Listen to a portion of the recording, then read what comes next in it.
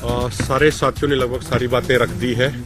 मैं तो सिर्फ जो डल्लेवाल साहब की हेल्थ के बारे में जो 2-3 बातें जो स्पष्ट करनी है, सिर्फ मैं उसी पे केंद्रित करूंगा।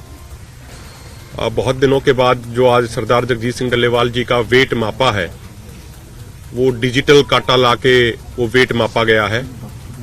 जब उन्होंने अनशन शुरू किया था, उनका वजन 86 किलो 900 ग्राम था।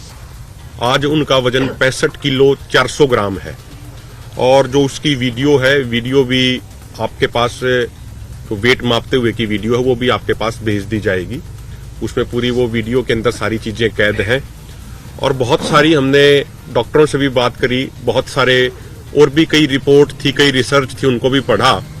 तो पूरी इंटरनेशनल लेवल पे 22 ऐसी रिसर्च हैं जो फास्टिंग और वेट लॉस को आपस में रिलेट करती हैं।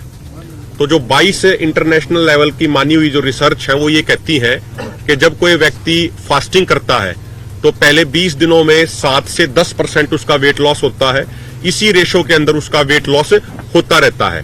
तो अगर आप देखेंगे, सरदार जगजीत सिंह डल्लेवाल जी का जो वेट लॉस हुआ है, वो 86 किलो 900 ग्राम से घट के वो लगभग 66 किलो 400 ग्राम आ गया। यानी उनके टोटल बॉडी का 23.59% वेट लॉस हुआ है। तो जो वो इंटरनेशनल लेवल पे जितनी भी स्टडीज करी गई हैं, उन्हीं स्टडीज के अनुसार उनकी फास्टिंग के दौरान लगभग उसी परसेंटेज में उनका वेट लॉस हो रहा है। और दूसरी बात सबसे महत्वपूर्ण ये है, ये देख के बड़ा दुख होता है कि जो कल वकील साहब जो पेश हुए गवर्नमेंट की तरफ से, वो इस तरीके की बातें कर रहे हैं। वो कह रहे हैं कि जी उनकी हेल्थ अब सुधर रही है, उनकी हेल्थ इंप्रूव हो रही है।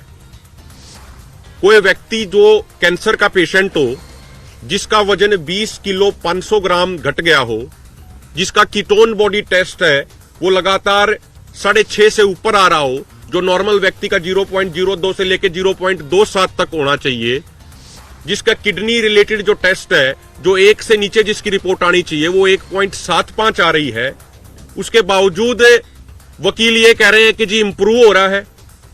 अगर अनशन करने से, अगर किसी व्यक्ति को भूखा बैठने से अगर उसकी इंप्रूवमेंट आती है, तो फिर जिन लोगों को ये बड़ी बड़ी बीमारियां हो जाती हैं, उनके लिए ये हॉस्पिटल क्यों खोल रखे हैं?